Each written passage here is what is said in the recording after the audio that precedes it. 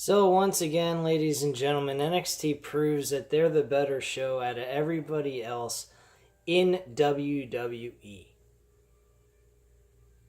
You're hearing the words come out of my mouth. NXT is a superior brand to Raw and SmackDown. This is supposed to be a developmental wrestling brand that helps turn wrestlers into main eventers on a main card of professional wrestling in WWE. But yet they're better than WWE main roster. Somebody tell me, is this backwards land or something? Because Raw and SmackDown were two of the worst episodes of a WWE shakeup I have ever seen. And tonight, for an NXT episode, on Wednesday night, we got to see Buddy Murphy and Velveteen Dream tear the house down with a fucking takeover type feel matchup. And this wasn't even the fucking main event. Can someone please tell me where the hell I am? Because I don't feel like this is real. This feels more like a dream. Only I wish the dream would end and become reality. Only one problem. It is reality. This is ridiculous. I watched 5 hours of Monday Night Raw and SmackDown. And then compared to just 1 hour of NXT, if you gave NXT 2 hours of an episode, they could put on a better show than fucking Monday Night Raw or SmackDown ever could. And they're doing that in just 1 hour. You give them more content to have to go through, they'd still put on a better show. Why? Because Triple H has the right idea how to produce this fucking show. There's no holds barred. There's attitude. There's intensity. There's actual care in what they're doing and what they're pursuing. You got Velveteen Dream and Buddy Murphy opening up the show for the North American Championship. You got announcers talking about strategies that Buddy Murphy should pursue in the middle of the match to help him win and overcome Velveteen Dream and become the new NXT North American Champion. Why aren't we getting that kind of broadcasting on Raw and SmackDown? I know. It's a PG show. I don't know what the fuck you're watching. I didn't see anything out of the ordinary that couldn't be shown to a kid. There's kids in these audiences all the time. You can't give me that bullshit excuse. Anyone that wants to contest or debate my argument here. And if you do, leave a comment down below. I'd love to hear the retarded comments that come out of your mouth. If you agree with me, you have a brain. You don't, you got a serious problem. Because what we just saw from an opening standpoint to start the show was a fucking NXT TakeOver pay-per-view matchup. These two guys put on a hell of a match. Hands down, 5 out of 5 stars. It was probably better than fucking Velveteen's Dream matchup with Matt Riddle or Johnny Gargano. And Matt Riddle's match with Velveteen Dream was pretty fucking good. I'm not denying Matt Riddle's matchup with Velveteen Dream. That was a great match. But this match got me fucking all in, man. I was into this match from beginning to end. My God, these two guys beat the hell out of each other. But they put on an NXT type matchup takeover event that blew me the fuck away. Literally. Velveteen Dream fortunately retains his title, and you would have to be dumb that Buddy Murphy would win the NXT North American Championship when he's on SmackDown right now, so I don't see the point in them doing that. I did notice one thing. I don't know if I'm correct on this or not, but I did not see Kairi Sane come out with a SmackDown graphic showing her name when she was being introduced in the ring. Well, walking to the ring when she was making her entrance. So I don't know about that. That seemed a little off. Buddy Murphy had a SmackDown graphic for when he was entering the ring and doing his entrance, but Kairi Sane did not. It was as if she was part of the NXT roster still, which I wish she was, and I wish Buddy Murphy was joining the NXT roster instead of going to SmackDown or Raw. Because this guy has some fucking raw talent. If there is one thing I'd love to see, if anybody on SmackDown right now that could face Buddy Murphy, I'd love to see Mustafa Ali versus Buddy Murphy. Now, they might have faced each other on 205 Live, but I didn't watch 205 Live on a regular basis, and I still have not. I won't. I'm not going to go ahead and watch a show that has their fucking Cruiserweight Championship placed on a freaking, pre-show. They just make fucking WWE's Cruiserweight division seem worthless. So what's the fucking point in watching? Oh, because they probably are good? More likely they are. But there's just so much fucking streaming of wrestling content I can deal with at a time. I mean, I need a break every once in a while. But I may start,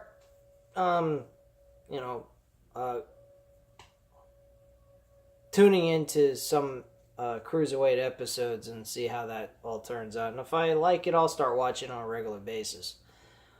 But, quite frankly, just this match alone was fucking unreal. Then, we go from that great match to Donna Kovic. Donna Kovic came after Johnny Gargano's segment. So Johnny Gargano comes out, and he is talking about how happy he is. He's very proud that he won the WWE NXT World Heavyweight Champion. I don't know why I keep saying North American Championship. I swear to God, the North American Championship seems to be more important than the gosh darn NXT World title, which is pretty fucking messed up. Again, backwards land, you know? But hey, that happened in ECW. The ECW World Television title seemed to be more important than the fucking World Championship altogether. And that was thanks to Rob Van Dam, by the way. If you are not if you're not educated on ECW and their shit back in the day, it had a lot to do with Rob Van Dam's championship runs with the ECW Television Championship. But getting away from ECW, because that's a long way in the past. It's in the history books. Who gives a shit? But, just making a point here, the North American Championship seems to be more important than the World Championship on NXT. But, this segment here with Johnny Gargano and Adam Cole, was actually a very good segment nonetheless. Johnny Gargano, I have to say, they could have had him do one thing, which would have been really cool, I think, in my eyes, but it's not a big deal or a slap on WWE NXT Creative on what they did with Triple H and his team, but I would kind of like to see Johnny Gargano snap. Like, literally look at Adam Cole when Adam Cole said, "I had you beat New York." He should have just looked at him, snapped the belt off his freaking waist, and said, "You know what, you dumbass? I went ahead and kicked your ass, and I beat you, and it took 3 guys for you to even get 1 win off of me, you freaking idiot." Something of that kind of nature. And like said to him in a very intense manner, "Why don't you come bring your sorry ass down to the ring by yourself with no one else so I can kick it again?" Something of that kind of nature. I think that would have been a really nice touch to it, but regardless of what they did, it still was a very decent segment and very approval to me. I think it was noteworthy and it worked for what it was worth. I guess. But yeah, that's pretty much the overall deal with that segment. Roderick Strong got in the middle of the ring. He kicked him in the head while Adam Cole was walking down to the ring. And one thing led to another. They kind of beat the shit out of him. At the when they came backstage, they were interviewed. And William Regal came by while they were doing the interview. And Johnny Gargano asked for a matchup with Roderick Strong. And this was done later on during the episode. I just kind of skipped ahead a little bit. But going back to the timeline of this show, Dominicovic, I think is how you pronounce his last name. His first name, Dominic, faced this guy, Aaron Fryer, who was a jobber nonetheless. He didn't get one bill of fucking offense in this match. He got kicked right in the fucking kisser. And 1, 2, 3, and that was the end of it. And then he had the gall to ask for a North American championship. This is why I'm saying the North American title seems to be a very important championship in NXT, which I think is great, but compared to being overlooked by the World Championship, it's kind of sad. I don't understand why the North American Championship is being overlooked by to the World Championship. I think that's kind of retarded. But it seems like Velveteen Dream's got a new challenger. Now, I don't know if he's really ready for a matchup like this yet. I don't see him as that guy to be the person to challenge. But with all the fucking NXT talent that Raw and SmackDown got over Monday and Tuesday, who I guess you got no reason to not say, yeah, give it to him. I mean, their fucking mid-card is gone. They have hardly no tag team left. The freaking Street Profits are getting a tag team title opportunity against the War Raiders. I am not calling them the Viking Experience. I don't know where the fuck Vince McMahon thought about calling them the Viking Experience. What are they? Fucking the Colognes? Are they going to give you a fucking vacation tour of fucking some place in Norway or whatever? Like, what the hell is wrong with this company? I mean, I know I sound like a broken record like everyone else on these YouTube channels, but my God, man. Like, you got War Raiders. What the fuck's wrong with just keeping the name? Oh, because you didn't come up with the name, Vincey Pooh? Why don't you just go ahead and fucking get involved in the NXT realm, have an understanding of what Triple H is doing there, and then you'll be able to make them look great on a bigger stage. Gee, I don't know. I mean, you're the owner of the company, Vince. You fucking dumbass. I swear to God, if I was to ever get involved in the wrestling industry, which is what I would like to do, I will never work for Vince McMahon's company. I'm just going on record to say that. I would rather work for All Elite Wrestling than ever work for this Puzzola. Unless Triple H is running it and Vince McMahon is dead, I would never work for that guy. Because he has no idea how to entertain an audience anymore, and I don't think he really cares. I honestly don't feel that his heart is into what he is providing his audience. But wait until All Elite Wrestling. You'll definitely see a change in his little attitude. If you get what I'm saying. Because soon enough, he's going to have to go right back to the old Vince McMahon with the Attitude Era. Now, I don't think he's going to go all in with Attitude Era, but he's going to throw a touch of attitude into his freaking company because he's going to have his face pushed in by All Elite Wrestling. Guarantee you that. That's what a lot of people are hoping for. And if he doesn't change it, then you know for a damn fact he don't really give a fuck about wrestling, what he's providing his audience, nothing. And if that's the case, then give it to fucking Triple H and your kids. And step aside, motherfucker. Let some people that care about what the fans are watching actually not make them feel like their freaking intelligence are being made fun of. Because, quite frankly, The logic gaps and the mentality of Vince McMahon is just sickening already. This show doesn't insult my intelligence. I feel as if I'm watching a legitimate sporting event. And that's what we deserve to watch. Not some fucking Mickey Mouse stupid show. Which is not what we get on NXT. Thank you, God. At least there's some kind of hope and decency when it comes to WWE programming. Sad part is NXT's a fucking developmental brand, which later on everything they did didn't mean nothing. Which kind of makes me wonder, why am I even bothering watching this? I mean, I honestly don't see the point in me watching this fucking brand anymore. As great as they are, I'm not dissing NXT. Don't get me wrong in this review. I am not dissing NXT. I'm just saying to myself, why am I watching NXT when I know for a fact once they're done in NXT, moved up to the main roster, everything that they've built and created with that character means nothing. It's as if they were with another company. And if that's the case, give the fucking show a 2-hour show and let people that don't want to work for your freaking brand of Raw or SmackDown go to NXT. Oh no, we can't do that.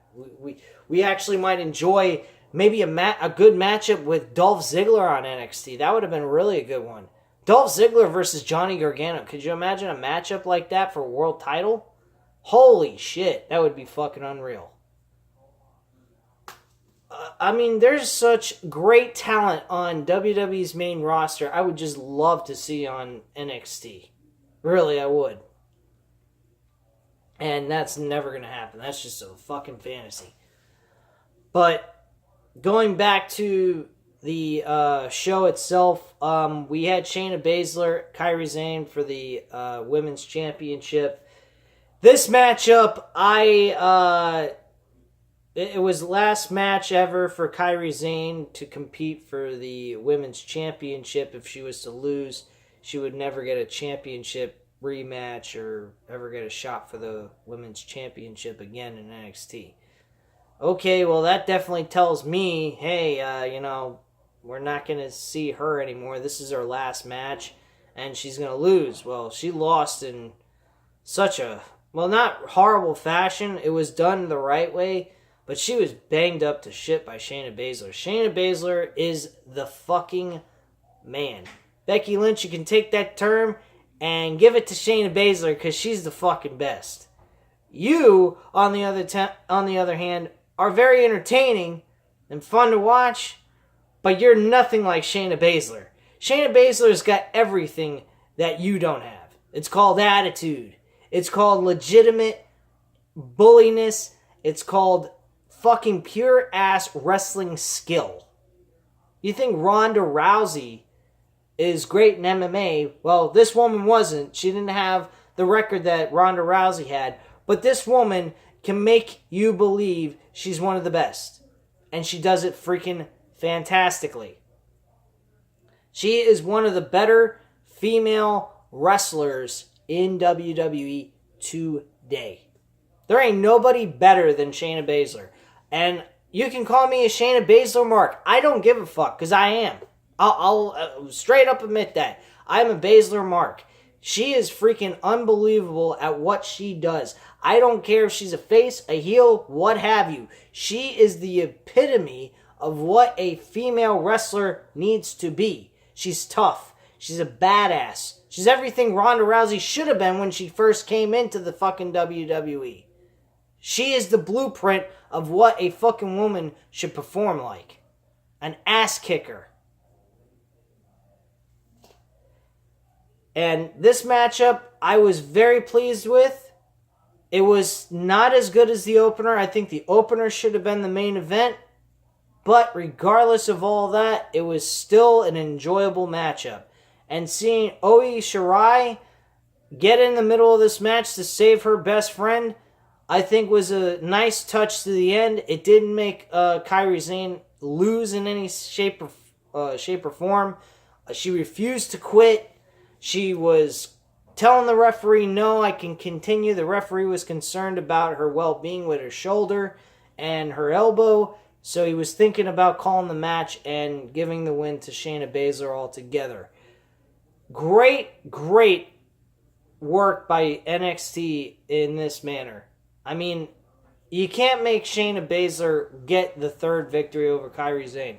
That really, to be honest with you, is a great way to reintroduce this rivalry later on in the future if Shayna Baszler moves up to the main roster.